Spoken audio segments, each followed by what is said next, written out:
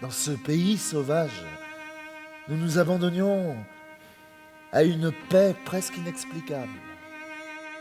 Assis dans un compartiment étouffant du train de voyageurs numéro 96, il fixait les vastes ténèbres de cette nuit d'août.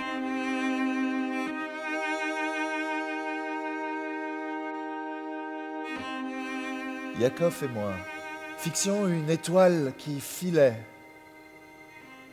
lente et indécise.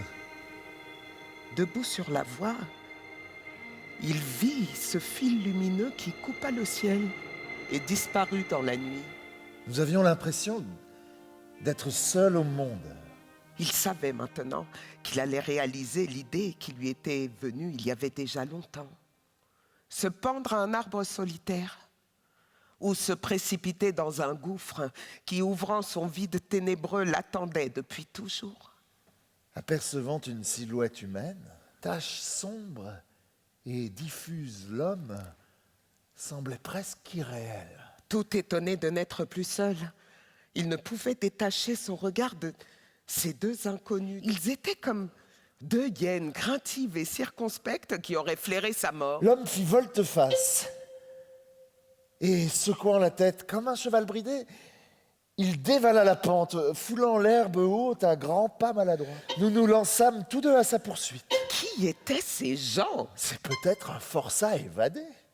Il ne devait à aucun prix se laisser rejoindre par ces gens qui risquaient d'ébranler sa décision, de le détourner de son projet. Ou un meurtrier qui se cache. Ces inconnus constituaient un danger qu'il fallait fuir. Ou pire encore, un maniaque.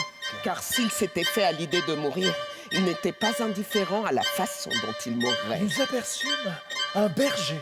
Il n'allait pas se laisser humilier comme un chien, piétiné sauvagement par ses forcenés. Yakov et moi lui criâmes d'une même voix « Arrête-le! Attrape-le! Ne le laisse pas filer dans la forêt !» Il ne pouvait pas se priver de l'unique consolation qui lui restait. Choisir lui-même le lieu, l'heure et les circonstances de sa mort. À notre grande joie, le berger partit en trombe, tâchant de couper au fuyard le chemin de la forêt. Il sentait sa peur croître, en même temps que le désir de vivre qui s'était éveillé en lui. Il n'avait aucune chance de nous échapper. Nous étions à présent obsédés par la pensée qu'entre cet homme et nous, des forces maléfiques avaient créé un lien invisible et mystérieux. Voulant s'assurer qu'effectivement aucun danger ne le menaçait, il s'arrêta brusquement. Et il la vit.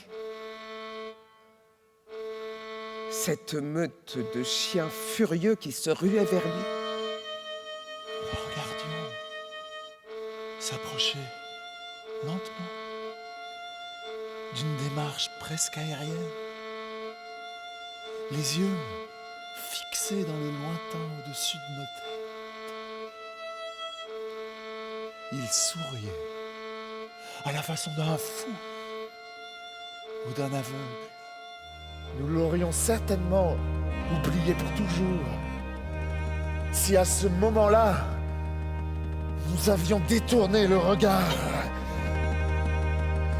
Et si par hasard cet homme n'existait pas ?